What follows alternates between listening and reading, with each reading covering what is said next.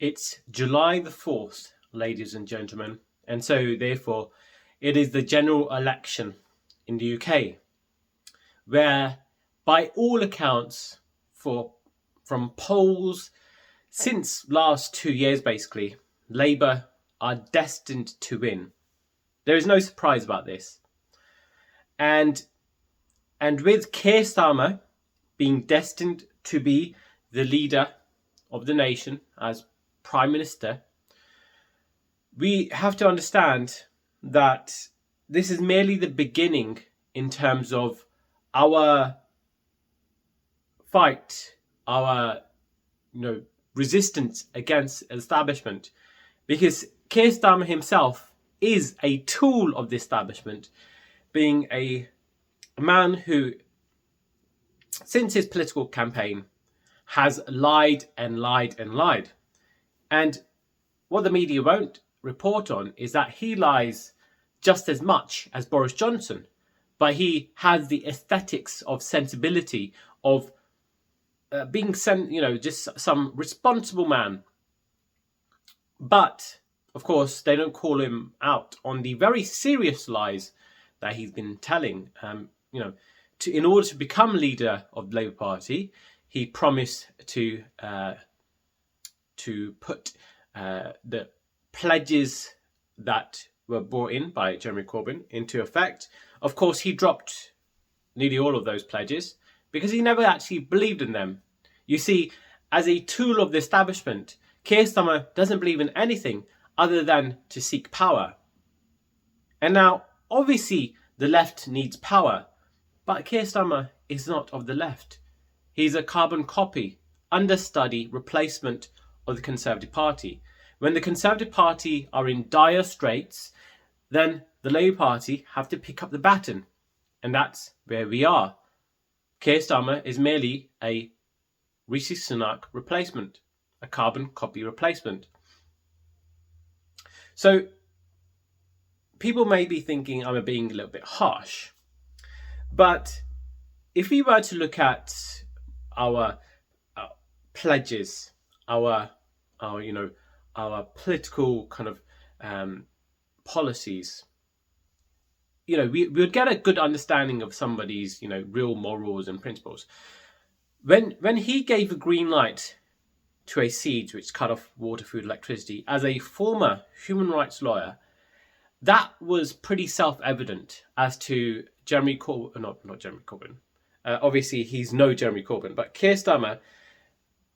There is very obvious that Keir Starmer had no red line in terms of what he would, what kind of right-wing policies he would implement, what right-wing kind of politics he would follow in order to maintain the establishment. Of course, this was the former chief prosecutor of the Crown Prosecution Service who pursued for Julian Assange on behalf of the United States.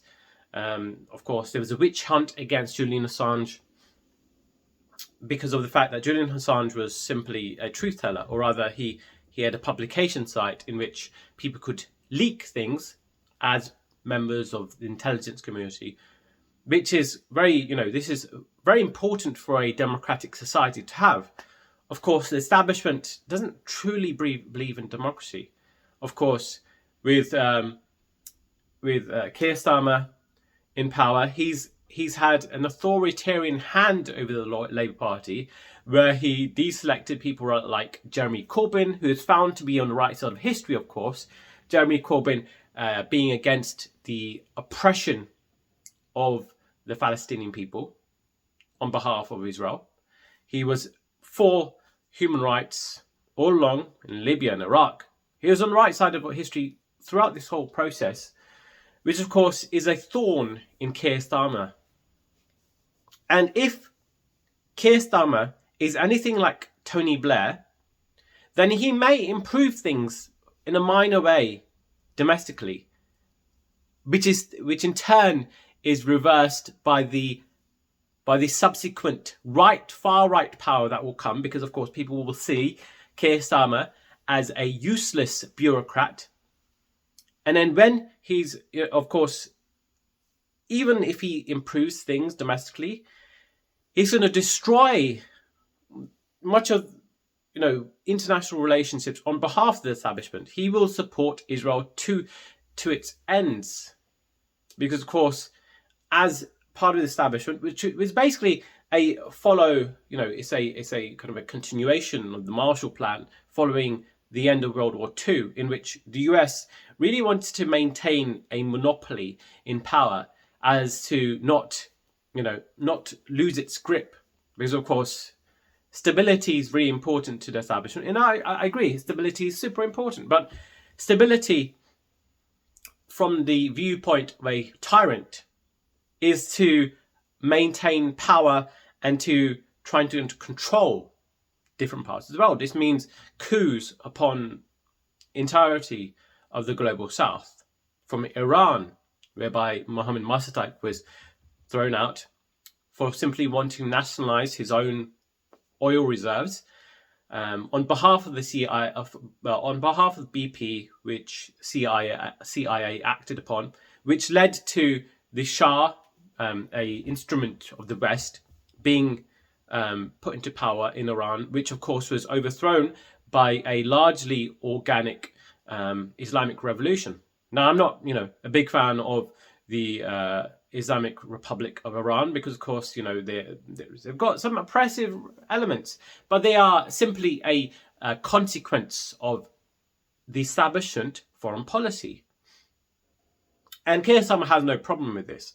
The maintenance of controlling different parts of the world. Coups here, coups there. The coup in Bolivia, or the attempted coup in Bolivia, was very much a pro-establishment thing. I'm one of those people who I like to look at the facts and look at, really what really does what the establishment want. And the establishment wants is to maintain stability and peace at the expense of justice. So, and the issue with, for example, another big issue is Ukraine and Russia.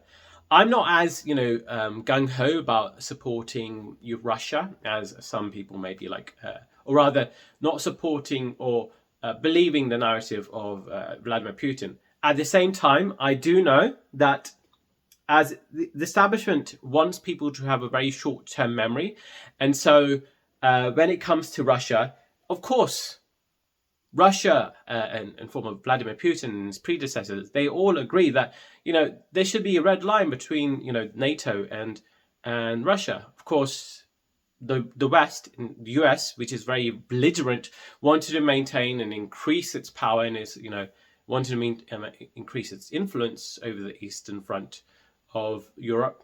And so this was this was problematic at the very least. Not that I agree with Vladimir Putin, but they knew Vladimir Putin. They knew his personality. They knew he was psychotic as well. So I think a little bit of understanding is necessary, which the establishment is not understanding. It's a tyrannical thing, even though it employs the guise of liberalism. In political scientist talk, liberalism is basically a way of trying to maintain a kind of a paradigm in the world, a kind of a form of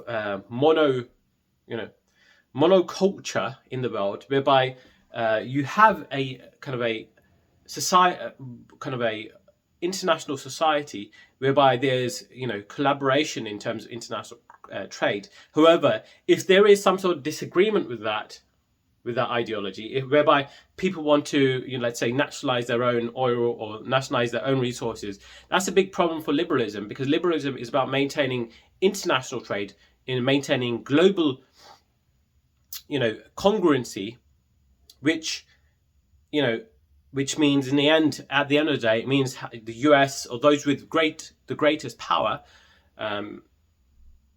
to maintain its control and hegemony of the power of where trade is, where resources are. So if US really wanted lithium for Bolivia, they would have no problem, because they already have the money, they already have the trade networks, and of course independence is a threat to the establishment. So this is why they obviously had the problem with Saddam Hussein. But anyways, I digress.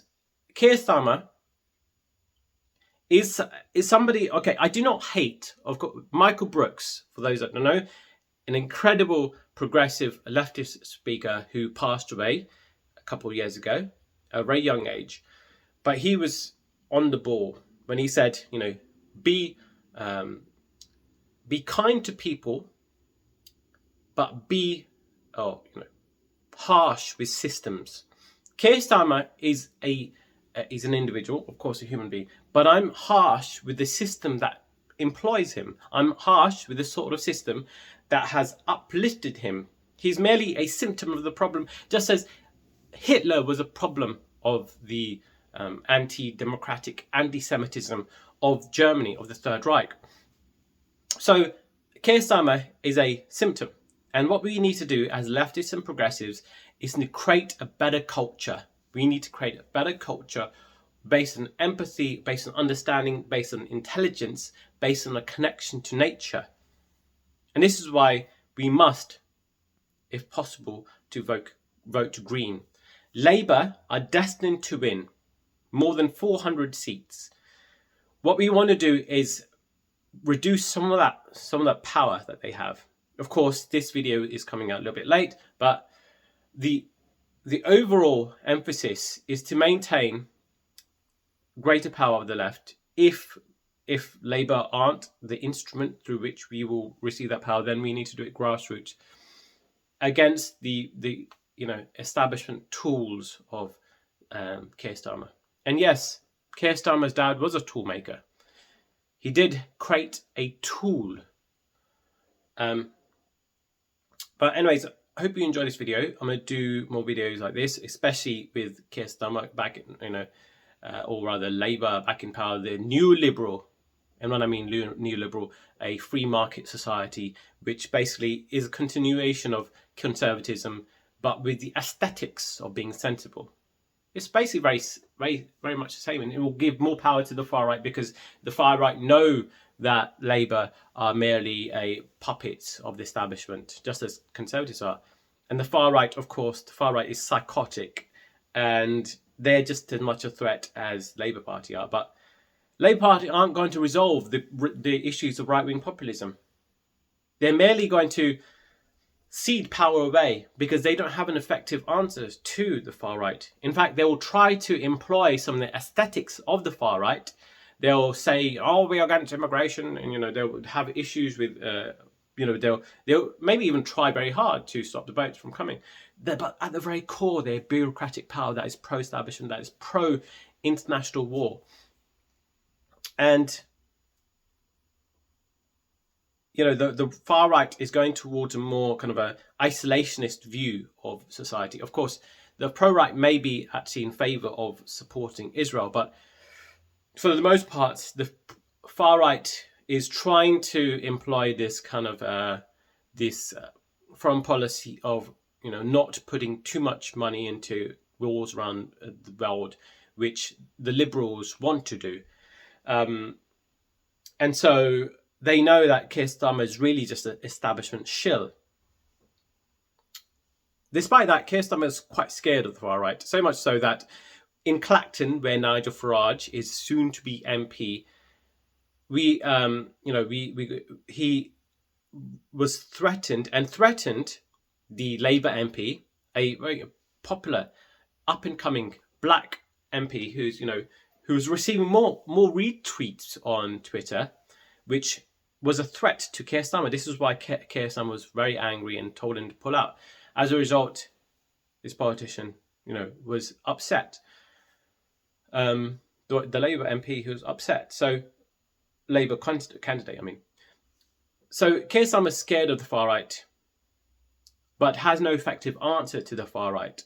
And so, it's going to be crazy. The next 5 years are going to be crazy because we're going to see the rise of the far right. And just as we are seeing in France right now, we're going to see by the end of this year, we're going to see a significant increase of the far right, where they may even be the majority. And it's not so much that the far right have an answer. It's just that the centre left, centre right, and the right wing don't have an effective answer to them.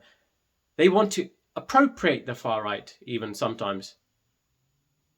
But when shit hits the fan, the centrists will just give the green light. They'll pass the baton on to the far right because they care more about the threat of leftist progressivism, which vast majority of people, if they're decent human beings, will support, rather than the threat of the far right, which has been something we've seen throughout the history.